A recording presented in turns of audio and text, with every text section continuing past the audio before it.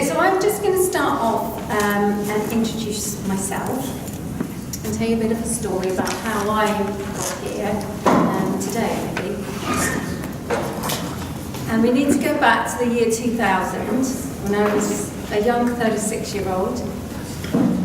It was a grey morning in November, and I'd gone out for my morning jog. I was in France, actually. It was our first day in France. And so I'd gone out, it was very grey, I had all navy blue on, and I'm jogging down this road, clear road, one of those French roads that are straight, so there's nothing coming towards me.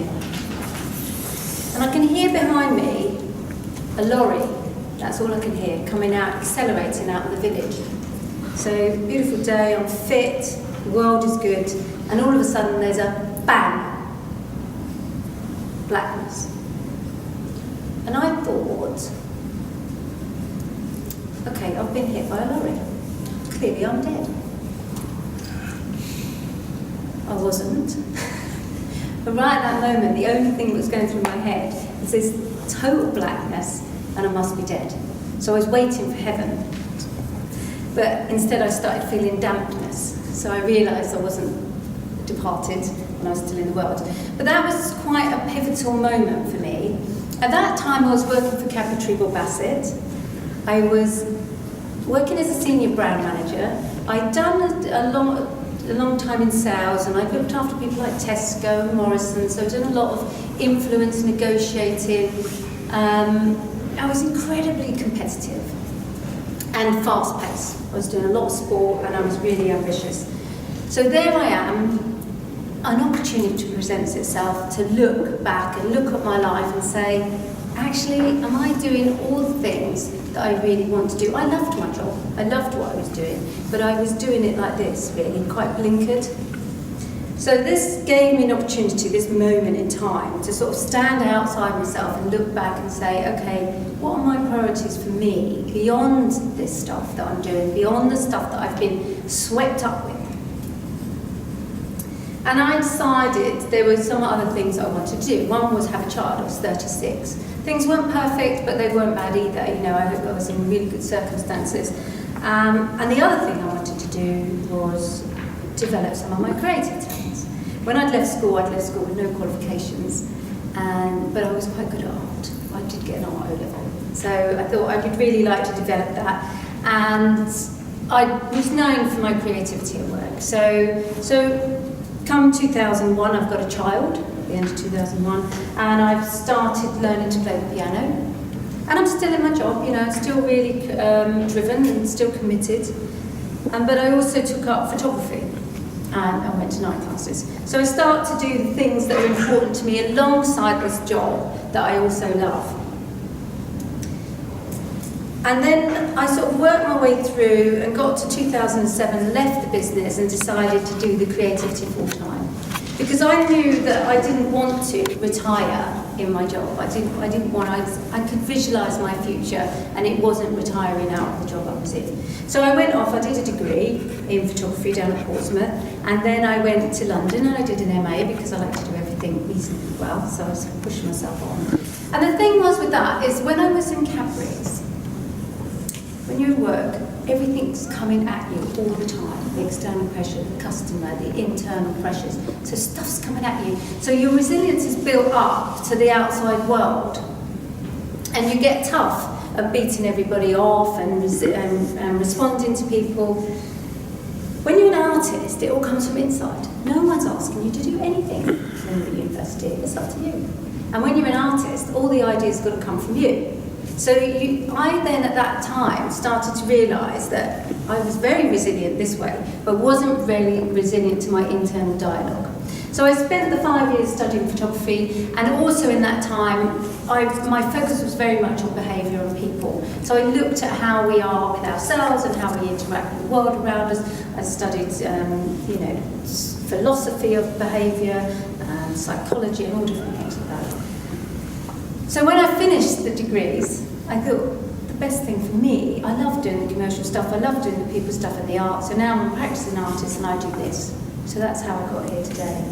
I married the two things up, and I work with businesses, individuals and teams to help them get some clarity, to step outside, get a view of what's going on, to understand that internal dialogue as well as what's going on externally. And that's what we're here to do today. So it was managing the inner voice, and actually I did study with my studies around mental health, and this is a wellbeing seminar. But I'm more interested in that quiet sort of background noise that goes on for us. I'm not a mental health specialist, but it's that just what we all live with, that internal dialogue that's quite negative in our heads, and that's what we're here to look at today. So really what I want to do with you today is start building some self-awareness, and some of you are being incredibly self-aware and others less so. And so it's just understanding where you are and where your self-awareness is. We'll look at behaviour and a stress model. Now, there are lots of different writings and thoughts and philosophies and psychologies and models we can use, but I've picked one that is incredibly simple and straightforward, and it's so beautiful because of that. It's very transferable to every day, to everyone. And it's the chimp paradox, Steve Peters. So I've picked him to build the framework of today, just so that you can come outside of this room and really take something with you in the hour, because an hour is a very short window, but it just gets you on the page. And so I've picked Steve Peters' model, and we've got some tools that we're going to work through, that you're going to work through, that you can take out as well. But one thing is for sure, your brain is the most powerful thing, and it can propel you forward, and it can derail you. And all the outside noise that goes on, probably your biggest fan, and also your biggest, not enemy, but protagonist is your own brain. So it can do both things for you. The important thing, and it will do, it doesn't matter who you are, no one's superhuman, and no one can get rid of that negative head chatter. But what you can do is be aware of it and understand what's driving you at what point. So it's about connecting in with yourself and realising what's going on for you. So I say perception is everything, because we all experience one event completely differently. And I'm sure you've heard that a witness's statements are notorious for being unreliable. It's not that people lie, it's that everyone sees a different reality. And that's the complication, or the complexity of humans, is that we're both at the same table and walk away with a different idea of what we want. So I'm just going to show you a really short clip that sort of demonstrates, and this sort of lightens the moment a bit. So while that's a very funny sketch, obviously there's a lot of stress happening in there. And obviously the comedy's only funny because it does touch on some of the real. And the more stressed we are, the less able we are able to think logically. So obviously the counsellor there, seeing Batman at 5'2", wasn't really thinking very straight because she's incredibly stressed. And what happens to your body is it produces adrenaline and cortisol. And those things it's the fight, flight or freeze mechanism that we have in the primitive part of our brain that kicks in. And so it produces these hormones that shut down all your other organs that you don't need, like your stomach, you don't need to eat, so you start feeling a bit sick if you're a bit stressed. And it sends oxygen to your lungs, so it says there's a tiger and you've got to run. So it equips you to run or freeze or fight.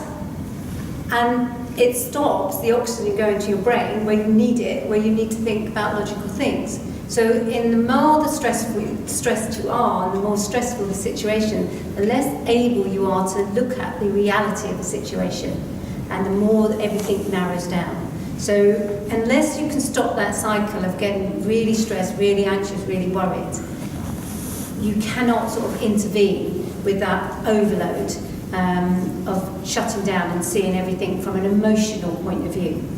And that's where sort of this model comes in. So that's this really simple model of the brain. The fight, flight or freeze is in this limbic system here.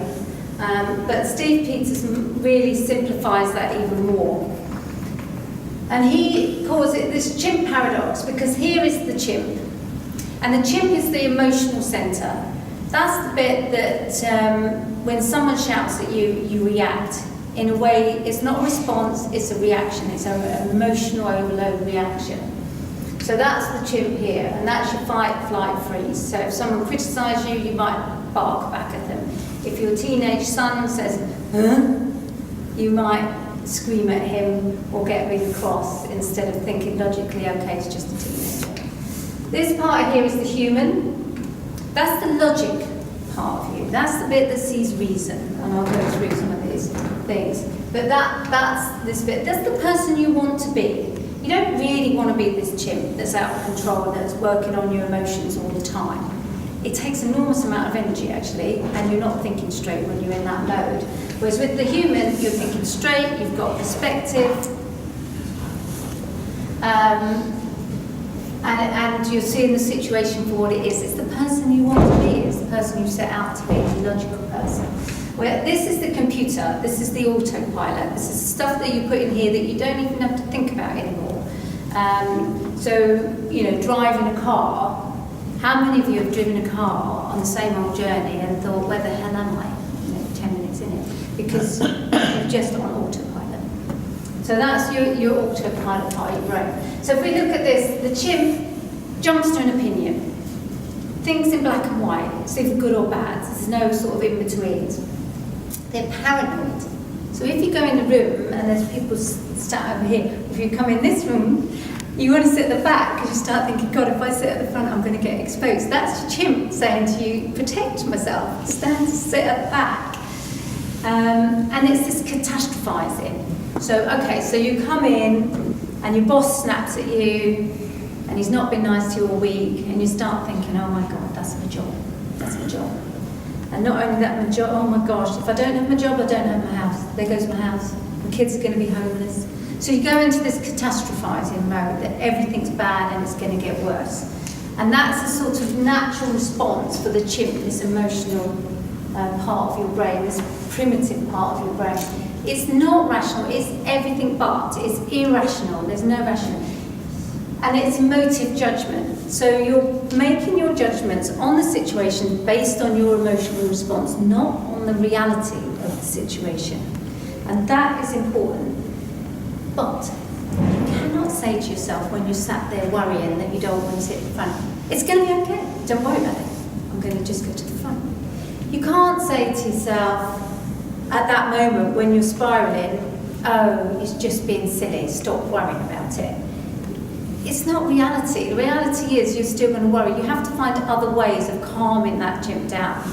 And rather than just saying, I mean, hands up the people, anyone in here that's been told, oh, don't worry about it. Right, keep your hands up if that works. No. It just doesn't work. So you are going to be a worry, but it's about understanding what you need to do to calm that worry down. So that's the chimp. The human is evidence-based. This is the logical person. This is the rational person. This is the person that knows that there are no black and whites. There are greys. And not only that, they can cope with the greys. They just look for the best information that's available to make a decision. So that's your human. And everything's in perspective. You know, when I talked about stepping outside, it's that removing yourself from the emotion you can do as the human and make logical decisions. Now we've got the computer. The computer is the automatic thing. The thing is with that computer is makes you so efficient. It doesn't always make you effective. And the brain favours really efficiency over effectiveness.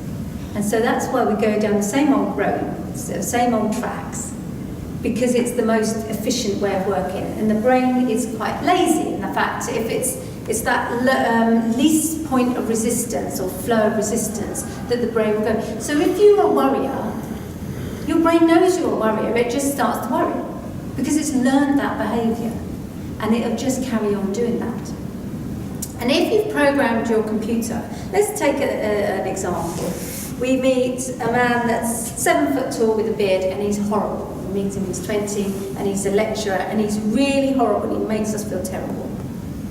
And then we go through life and we've put that in our computer, that actually 7 foot men with beards are not very nice.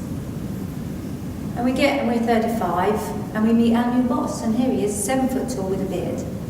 Now even though you may not have remembered about your lecturer, your chimp goes to your program and goes, oh, 7 foot tall men with beards are horrible. So you start feeling uncomfortable. You may not even know why. You may just think, God, I don't gel with this guy. I don't know why he makes me feel uneasy. It's because you've been, in your program, in your subconscious, is this connection with this type of person. So it's understanding, okay, I don't really gel, but logically, what's going on here? What could it be? So it's getting underneath what's making you feel uncomfortable, rather than taking it as a given that actually I feel uncomfortable, therefore my instincts are right. I mean, there is times that you trudge your instinct. You know, we're all here today because we've got the chimp, because otherwise you'd walk out in the road. You know, it's self-preservation, that chimp, so it's a necessity, but it does override everything else. And this is the problem. The problem is that your chimp is 5 times more powerful than your human. So you are so much more likely to do the emotional response than the human response. The more stressed you are, the more difficult your life is, the more noise coming in, the more likely you're going to be your chimp is awake, active, waiting for the next thing to come in. And he's 5 times more powerful, so it's very difficult for your human to take control in those situations. However, the computer is 20 times more powerful than the human. So the most effective and efficient thing is programming that computer so it keeps the chimp quiet and you're on auto most of the time. So as we're going through the morning, this is things I want you to think about, and the exercise we're doing is what things can you put into place that programs that computer that allows you to circumnavigate your chimp and then let your human take control and your computer take control. So we're going to be doing some exercise and we're going to be looking at that, and we'll start that now. So does that all make sense? So if I give you an example of driving down the road, I'll just reiterate that. We're driving down the road, it's a normal journey, and everything's normal. You're on autopilot, so you're on computer. Someone cuts you up. Oops. Someone cuts you up. Bloody bastard. How could he do that? He's in my space. Doesn't he know it's dangerous? Foot on the accelerator. I'm going to teach him a lesson. Chimp is in control. Okay, maybe this guy cuts you up, or you get cut up on this particular road. It's always quite bad. And you go, oh gosh, another idiot. Another idiot. You carry on your journey. Humans in control. So it's just thinking about who is in control at any one time. So the exercise I want you to do, and why I want you to do the paper, I want you to think about a time where you've been particularly stressed, worried or anxious. And what I'd like to do is map this down on a piece of paper. You can use words, you can use visuals, you use whatever you want that brings this to life. What I want you to do is really bring it to life at the moment, because I need you to see what was going on in every aspect of it. So where were you? What was the environment? What time of year it was? You know, anything you can do to paint this picture to really bring it alive. Who was involved? What was involved? People, tasks. And then what was happening? So what was happening outside? Because we could be faced with the same situation and we've got a cold. So we don't react the same as if we don't use the cold, or if we've had plenty of sleep, or not had plenty of sleep. So what else was going on at that time? What were the physical signs? What were the thoughts going through your head? Try and think about the first sort of warnings or signs that you get of that stress building up in you. How do you know? What signs do you recognise? The other thing I want you to think about is, how would your boss know you were stressed? What would he be seeing or she be seeing? What would he or she be hearing? What if they were causing that stress? That's why you're getting... That's fine. So it's just thinking about how you're feeling and what they would be seeing. Because if they're causing it, they might just be seeing someone that's difficult. Yeah? They might be seeing other things. They might be seeing you be angry. So it's what would they see? You might see a very quiet person in front of them. And then what would your colleagues see, and how is that different to what your boss would see? But also I want you to think about, if you're the sort of person that's keeping a lid on it, if you're keeping quiet, what's the stuff that's leaking out? So what's the physical signs there might be that are just little leaks that you cannot stop from coming out? Or the language you use, or the way you're walking, or your body language. What sort of things would be leaking out even if you're trying to keep a lid on it? and look at that, what you've already written out, and then start mapping out all these things. Think about that situation. Who was in charge when you were feeling stressed and worried? Was it the gym, which is fairly lively? How much of a look-in did the human get? Or it could have been, actually, that you were an autopilot and you just had the stress building up and you weren't even aware of it. And that's the thing that can happen. You get hijacked because this program's gone in here 40. It's just an automatic thing that you respond in and you're not even aware of it. So it could be that it's the computer that's in charge. So that's the first sort of point to know what's in charge. Because if it is the computer, you can sort of say to yourself, how do I unpick that? Because in the book, he talks about goblins and gremlins. One of them, I think it's the gremlins, you can reprogram. So you can reprogram that computer. If it's a goblin, I'm afraid you've got it. It's there for life. It's something that you've taken on when you're a very, very young child. But even if you have those things, just by being aware of it, you can park it. Because you can just say, okay, I know that life was really awful then, I had that terrible experience, and that's why I'm feeling anxious right now. And I'm going to be okay with myself, I'm going to be okay with that, but I know I have to live with that. So it's knowing it just allows you to park it a bit. It's recognising it is the important thing, and making sure that you're aware of what's going on for you. Once you recognise it, you can actually deal with it and say it's okay. I mean, we've all got in relationships with people that we don't like stuff about them.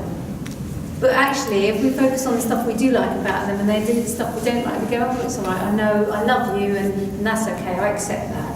And that's about doing that with yourself, with these things that we have about ourselves. But in recognising it, it goes away. It's sort of parked, and that's the same when you're dealing with other people. If you know that they've got traits you don't like, you sort of go, oh, that's all right, I know you like that, I'll accept that, and you can move on.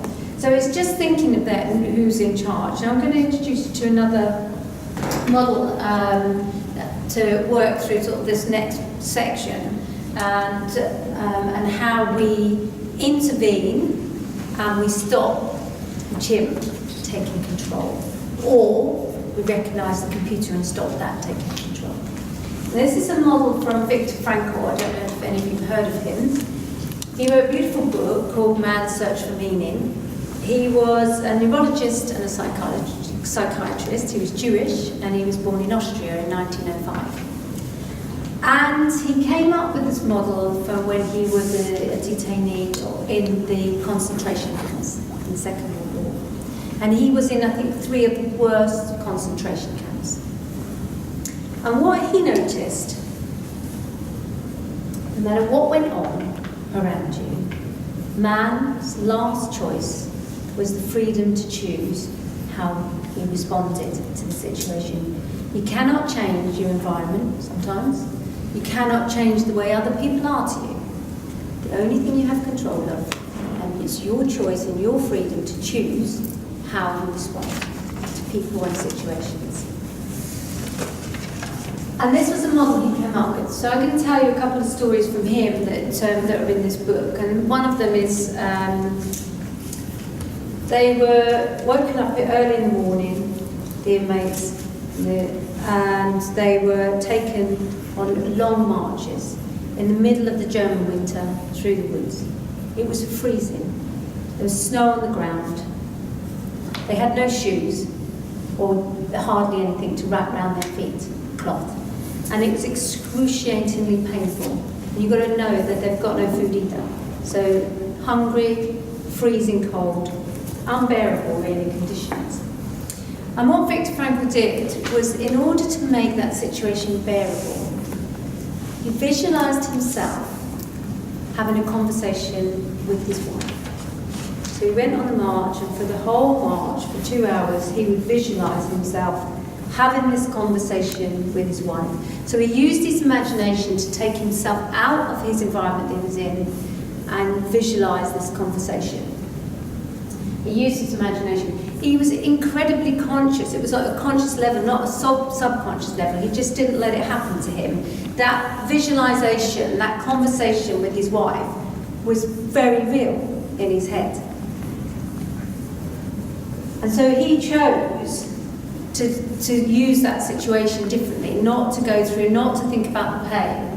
And he used his independent will to respond to that situation in a more positive way for him. And another example he gives is when he's being tortured. And as he's being tortured, he chooses to imagine himself in the future lecturing students on what it's like and what happens to the human brain in the situation that he's in. So what happens to someone that's being tortured? So he's imagining himself delivering that lecture to his students. So it's very conscious for him. What's in his front of his mind is this lecture, not what's happening. And he's choosing how he responds. Now what we do, things are coming at us all the time. And quite often, we're not going around that loop. We're not aware of what's happening to us. We just react to what's going on and go back to the car, cutting me up, put foot on the, that is a reaction. And we allow that to happen because we don't use our independent will to choose how we're going to deal with the situation. So if you think about me being run over, that was an opportunity for me to go, oh, okay, let's have a look. Use this time I've got now that I can't move, I'm flat on my back for a week in hospital, and see what's going on with me. So I used that, I knew that my self-awareness was, okay, that I've got an opportunity, I'm now incapacitated, and I know my life is quite hectic. So I'm starting to think about that. I use my imagination to take myself away from myself and look back at my life. And in the chimp paradox, what he says is a way to do this is imagine yourself in a helicopter. So you're in a situation, you think, in your helicopter, you come up above the situation and you look back down at yourself and go, okay, let's get some perspective. All that does is get you an emotional distance from what's going on, the same as me. I use that stepping out and looking back, but you can use this helicopter view and imagine yourself in a helicopter, take yourself out and go, okay, what's the reality of the situation? So that's using your imagination. It's dealing with it on a conscious level, not letting everything go on at this subconscious level, and then it's your independent will, you're exercising your independent will to decide how you're going to respond. You're not being hijacked by your chimp, you're not being driven by your computer, you're going to use your human to respond to the situation. So that looks like quite a long process. I do this, and it takes me nanoseconds just to go through that loop. And if you go back to, me getting run over the first story, nothing. Instant success doesn't really happen. I know we want things instantly, but if you try and check yourself and do this process, over about 12 weeks, you will have a new way of thinking, a new way of working. But you do need to be mindful, you do need to go through the process, you do need to have the desire to want to get rid of what's going on, this negative head chatter and this emotional overload and the stress. So there's some handouts, and what I would say with this model, what I say to people, just stick it on your desk. Stick it on your desk. So when you come and sit down, you can see that, and you consciously go through that process again. Okay, I'm feeling stressed, I can feel it. I feel it here, and I'll get a bit here. So I'll get those feelings before anything else. So I'll go, what's going on? Okay, how can I step out myself, look back and see what's happening for me? Do that on a conscious level, and then go, okay, yeah, it's because I'm feeling that people don't like me. I'm feeling that person snapped at me and they might not want me as their friend, and I know that's ridiculous, so I'm just going to carry on and ignore that emotion. So you're not driven by emotion. And this is sort of calming, this helps you calm the chimp. And Steve Peters gives you some other ways of calming the chimp, and I'll give you another example. He says give the chimp a banana, and that's about distracting it. I run most mornings, And I get my banana for my chimp is I put my running gear out when I go to bed. And I think in the morning, I set the alarm because the first thing I'm going to do is run. So my chimp isn't even awake by the time I hit the road because I've already planned. So I don't even engage. It's just on autopilot. I'm going to get up, running gear on, and go. And so that's a way of distracting the chimp, is to give it a banana, to don't wake it up, to have that program so it's not something that's even thought about. It's the same when it comes to food and diet. It's about thinking of patterns and things you can put in place to keep the chimp asleep. So if you want to, well, say you want to give up smoking, the chimp wants to hang on to this because it says that actually you feel better and you're calmer when you smoke and you won't put on weight. But you imagine yourself and your visualization is that you're going to be super fit and healthy, and there's something you want to do, a 5k run or whatever. It's visualizing that dream, what the real goal is. So as soon as your chimp starts waking up and saying, oh, I want to eat something that I don't know is not healthy, or I want to smoke, you go, oh, no, look, that's what the future's going to bring us. We're going to be really happy. And the chimp goes, oh, all right then, yeah, that sounds good to me. You've settled my emotions down. Does that make sense? So that's another, and that's sort of the banana. He does say you do have to exercise your chimp. So if you're quite an emotional person and your boss is a very difficult person, then you might have to go in the toilet and exercise your chimp. You might have to go walk around and shout F a few times, you know. Whatever it does it for you, you might have to exercise that chimp.